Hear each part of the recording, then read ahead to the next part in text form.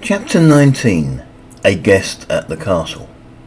"I'm the harpy! I'm the harpy!" Race was shouting in the courtyard, flapping his arms as though they were wings, as he chased both Minitilda and Kel at a pace where he couldn't quite catch them. Jenny was watching from one of a number of bales of straw that had been left outside the castle stables.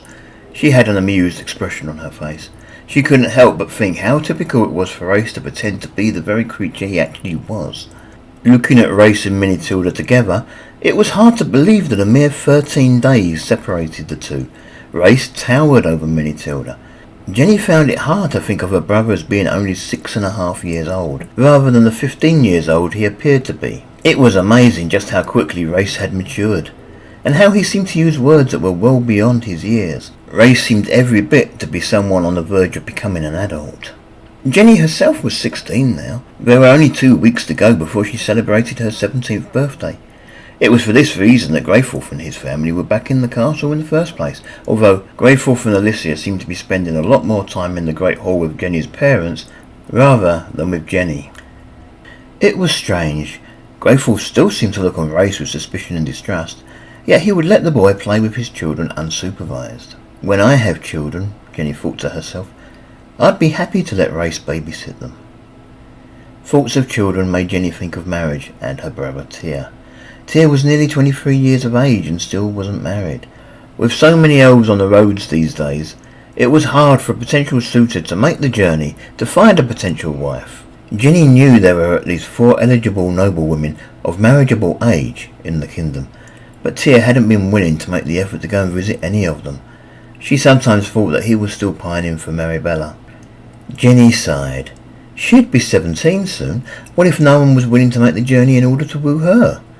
Might she reach her 20s without a husband? It was something that had bothered her often of late. Indeed, barely did a day go by when she didn't spend some time wondering whether she'd ever be married. Her thoughts were interrupted when Race sat heavily down on the bale of straw next to hers. "Tired already?" Jenny commented. "You know me, sis," Race replied cheerfully. "I can't stay on my feet long. I need to rest." He had been sitting down for less than a minute before Minitilda and Kel came running over and started trying to pull him back to his feet. "Come on, Uncle Race," Minitilda was insisting. "We've only just started." "I'm sorry, dear," Race replied, "but I need to rest. My feet are dead tired."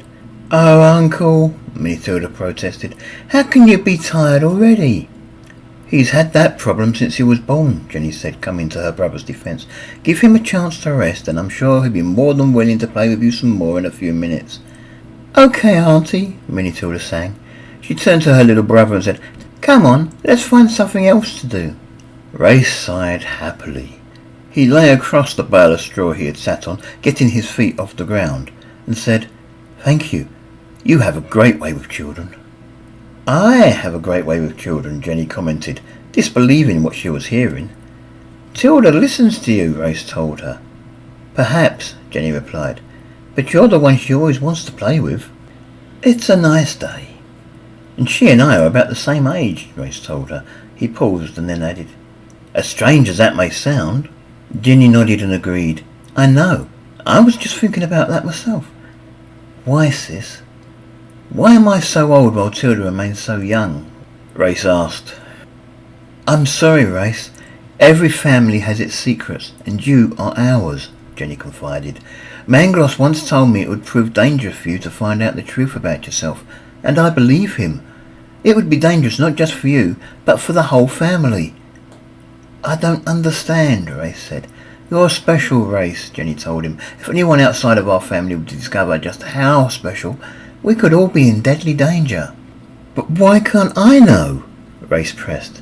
"It's just better if you don't," Jenny replied calmly. Race sighed as loudly as he could, making his displeasure only too obvious. Then he broke into the harpy tongue. The words were clumsy, and he hesitated over many of them, but he was able to make himself understood. "Maybe I'll go and visit Mangloss later. Perhaps I can pressure her into telling me." "Mangloss won't tell you," Jenny replied stiffly. "We will see," Race told her. Suddenly switching to a different language was something Race and Jenny liked to do occasionally. For one thing, it was as if they had their own private little tongue in which they could chat to each other without fear of being overheard. When Race was the one steering the conversation, it was almost always the Harpy language they switched to. After 4 years of learning Alistran, and just over 2 of learning Harpy, Race seemed to feel much more confident speaking the latter. As fluent as Race might think he was, though, both he and Jenny spoke the language slowly, and often had to stop and think between their words. Neither of them was above slipping up on occasion. As a result, such conversations rarely lasted more than a phrase or two before they reverted back to flourish. "What do you know about dragons?" Jenny said suddenly. She felt the need to change the subject, and for some reason, dragons were the first thing that came to mind. "Dragons?" Race repeated. He shrugged his shoulders and replied, I don't know. All I know is what Manglos told me. Father wouldn't talk to me about them. He would only say they were mythical beasts, and it was not worth wasting my time thinking about them." "Why?" "I just think they're fascinating," Jenny lied. "What did Manglos tell you?" "The normal stuff," Race replied. "No one knows what a dragon really looks like. The large, scaly beast of legend is just that, a legend. He told me that the world was created by the gods as a playpen for their offspring, the dragons. Hence, dragons are really demigods. Oh, and there are 12 of them." "It's always 12, isn't it? Have you noticed that, sis? The number 12 seems to come up an inordinate number of times in both mythology and religion." "Did he tell you that magic supposedly comes from these dragons?" Jenny asked. "This is why dragons are considered to be part of the world of magic rather than just another myth." "He may have mentioned it," Race replied. "I don't remember. I know he said that each dragon, named only for the gods that begat them, supposedly created one or more of the major races. Humans were first, of course, at least in a human version of the myth. We were created by the dragon of love and truth. Then there were elves created by death and hate. The goblins created by war and famine. Minotaurs, satyrs, centaurs and harpies all created by jealousy and strife, and so on. You notice that of all the races, only humanity seems to have been created by a dragon born of positive emotions." Jenny nodded. "Well, there's always dryads, created by nature and fortitude, or the dwarves, strength and health." "Do dryads really exist?" Race asked. "Some claim they are mythical too." "Well, maybe," Jenny accepted. "I know dwarves exist, though." "Anyway, supposedly the dragons eventually left the world to allow their creations to grow unmolested," Race said. "So, even if they did exist once, they don't anymore." "There is another version," Jenny offered. "I've heard it suggested that the dragons were dragged away by the gods against their will. Supposedly, each dragon was placed in a small pocket universe, where they could no longer have any influence over either the world or each other." "Well, there you are, sis," Race countered. "What god would so imprison their own offspring? It makes the whole story nonsense." "Perhaps, but they do say that if you should happen to find the gateway to one of these universes, and are able to release the dragon held within, then untold power will be yours." "Sounds like a fairy story," Race countered. "Did they say how to track down one of these dragon gateways?" Jenny grinned and told him, "Only that magic leaks into the world from the dragon itself through these gateways. The way to track down a gateway is to locate the source of the magic." Race shook his head. "The entire world is saturated with magic. Where would you start?" "I don't know," Jenny commented. "I don't intend to try." Race shook his head and climbed back to his feet. "Well, it's been nice chatting to you for a bit, sis, but I did promise those 2 ruffians that I'd be back once I was feeling up to it. I guess I'd better go and find them." "Okay," Jenny said with a smile, glad that she had distracted his attention from the subject of who he really was. It was getting harder and harder to do the older he got, and it was especially difficult because, in a way, she really did want to tell him. She wanted him to know why he was different, and why he was left out of so many official gatherings. It didn't help that as he got older, his brain was getting much more analytical. Sooner or later, he was going to work it out. And surely, it would be better for someone to tell him before then. Maybe she should have a word with Manglos and get his advice. Then there was Agnar, constantly referring to him as her little chief, and dropping any number of other hints at virtually every lesson. Race stretched out his arms and crept slowly up on Greyfall's children. "Yah!" he shouted and started to flap his arms. "I'm a harpy! Ah! Ah! Ah! Run!" Jenny watched. It was good to see her brother having fun. She wondered if Agnar, with her superior hearing, could hear the commotion out here, and what she would think of Race pretending to be a harpy. Jenny couldn't help but think that Agnar would be amused by the whole thing. The children saw him and began to run, giggling like mad. The children had worked out some sort of plan while Race had been taking a quick rest. Minnie Tilda ran to the left, while Kel ran to the right. Race couldn't catch them both. Then Jenny's attention was suddenly drawn to some sort of commotion at the gatehouse. The gates were opening. This in itself wasn't unusual, but then a group of the castle magicians began to play a fanfare, the sort of fanfare that was usually used to welcome the king. Jenny stood up startled and glanced worriedly at Race. She had to get him under cover and out of sight. At the gate, a large number of very shiny knights rode into the courtyard. The coat of arms on the shields of the knights was the royal crest of Floreth. The leader of these knights wore quite an elaborate decoration on his helmet, marking him out as a member of the royal family. Surely it couldn't be the king. The king did ride at times, but he usually travelled in the royal coach. It seemed that Kel had also been caught by surprise. In his attempt to escape from the rampaging harpy, he ran headlong into a wall at full pace. He sat down on the ground and instantly began to cry. The game was over.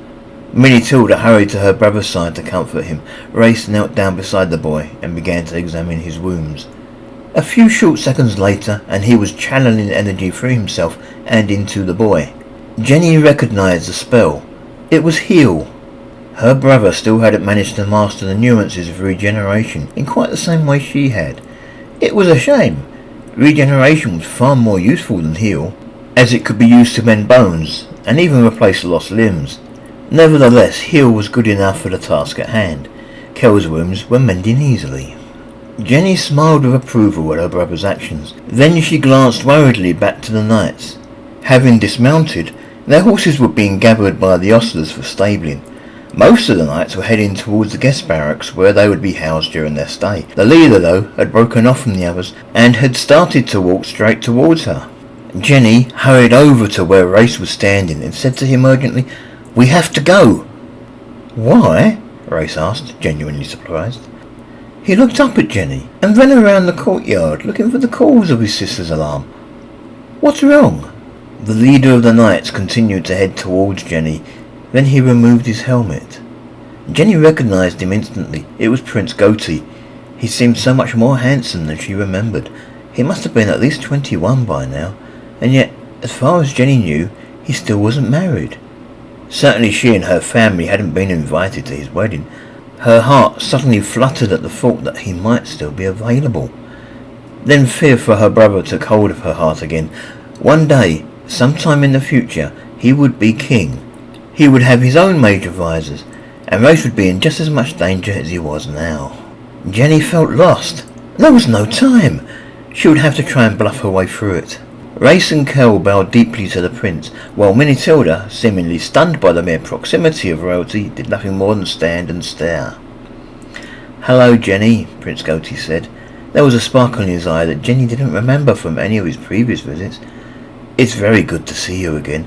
It's been, more than 5 years. Would you like to introduce me to your friends?" Jenny hesitated for a second, and then she indicated each as she named them. This is Race, that one is Minnie Tilda, and that's Kel. They're Greyfall's children." She swallowed deeply. "All of them?" Prince looked at Race, surprised. Race obviously looked too old to be one of Greyfall's offspring. Race laughed. "No, just these two. I'm her brother." Jenny closed her eyes in desperation. The Duke hadn't told any of the other nobles in the land that he had adopted a third son, for fear of attracting too much attention. "Your brother," the prince repeated. He looked very puzzled. "I never knew you had a third brother. By the look of him, I'd say it won't be much longer before he's up for knighthood. How old are you, Race?" "I'm 6, Race replied in all seriousness. "Teen," Jenny hastily added. "He's 16. Race gave Jenny a funny look. He's very glad to meet you, Jenny interrupted quickly, and then she stumbled out a quick excuse. He was sick when you last visited, so perhaps that's why you didn't get to meet him. He's very happy to meet you now, though. I can speak for myself, sis, Race protested, and I wasn't ill. I recall the day clearly. I was confined to my room. It still hasn't been adequately explained to me why. It's a long story, Jenny confided to the prince. One day I'll tell you all about it. Well, I wish you'd tell me all about it, Race grumbled. Answering Jenny, the prince said, I should hope so. A subject should never keep a secret from a king, even a king-to-be. Neither should a wife keep any secrets from her husband. I know, and a husband should keep no secrets from his... She tailed off without finishing the quote. Her eyes lit up, and she looked at him, hardly willing to believe where her thoughts were taking her. Wife, the prince finished for her. I never dreamed you still thought of me that way, Jenny confessed, blushing. I mean, I know you had a crush on me when we were younger, but that was a long time ago. Your grandfather was still on the throne back then. Losing all sense of decorum, Race grabbed the prince's hand and said, Congratulations. Then he hugged his sister. Congratulations. I can't wait for the wedding. I think you're jumping forward a bit, Race. I haven't said yes yet, Jenny informed him. And I haven't actually popped the question yet, the prince added, grinning. Oh, but you will, Race frothed. He used his hands to help express himself. I can see it all now. A genuine royal wedding in the country's prestigious capital with myself, he emphasised, and the rest of our family in attendance as close personal guests of the king. Did I ever tell you I always wanted to meet the king? No, the prince commented with a smirk. Oh, what a wedding it will be, Race continued. I'm looking forward to it. Jenny was beginning to have serious doubts. She couldn't help but feel that for Race's sake, it would probably be best if she and Prince Goatee didn't marry. How could she explain to Race that he couldn't come to her wedding? As siblings, they were no two closer. Then again, how would she explain to the prince why Race had had to stay behind? Yet she did have strong feelings for the prince. Here he was, a 20-year-old handsome knight. He could have any girl in the kingdom, but he had chosen her. And what was more, he had waited for her to reach a marriageable age before proposing. Jenny could only imagine the rumours that must have been circulating about him. I plan to stay until your birthday, Prince Goatee commented. Then, if you'll agree, I'd like to formally propose to you. I will, Jenny said eagerly.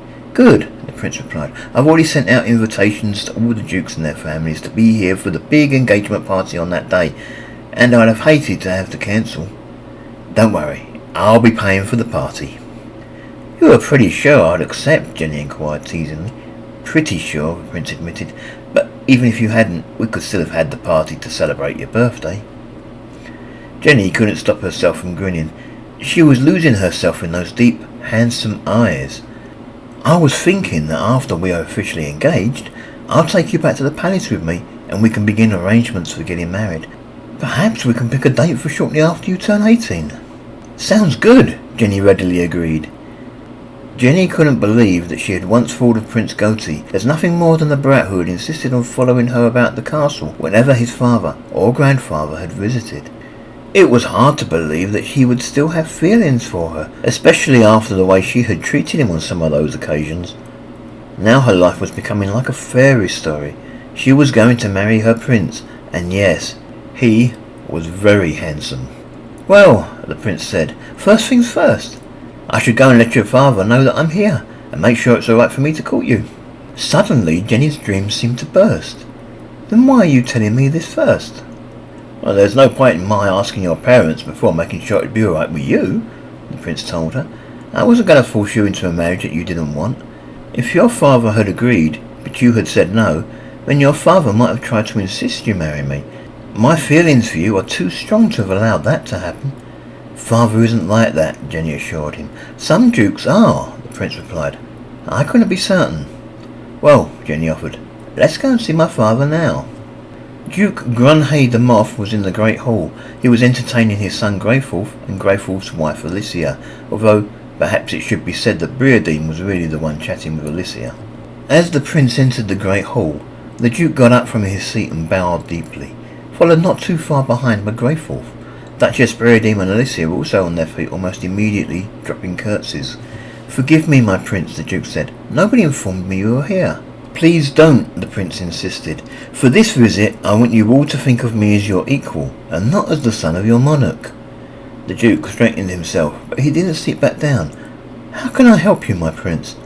Prince Goatee suddenly prostrated himself at the Duke's feet. "I wish to court your daughter with an eye to eventually marrying her." The expression on the Duke's face suggested that he couldn't believe his ears. Then, only too eagerly, he said, Of course, of course. So long as she is willing, then I am only too happy to accept a prince of royal blood into my family." "Thank you," the prince said. He got back to his feet. "I don't mean to put a damper on proceedings," Greyfall said, "but what about you-know-who?" The Duke glanced over at his son and replied, "We'll just have to work that out." "Who?" the prince asked. "Is something wrong?" He looked at Jenny. "You aren't already engaged, are you?" "No," Jenny assured him. It's nothing like that." "Then what?" the prince asked. "No secrets, remember." "It's not really all that important," Jenny assured him. Then to her father she said, "Prince Goatee will be here for a couple of weeks, father. Can you prepare a room for him in the guest quarters?" "Not personally, princess," the Duke said, looking slightly amused. "I'll get the servants to fix something for him." "Don't call me princess, father," Jenny protested. "I'm still your daughter, and I'm not married yet." "You will be, dear," the Duchess commented dreamily. "I think this is a bad idea," Greyfall commented, "but no one ever listens to me." "Hush, love," Alicia replied. The prince glanced at Greyfall. "Why? What's wrong?" "I'll tell you later," Jenny purred in his ear. "Now we have father's permission. Let's go back to the courtyard and chat about our future."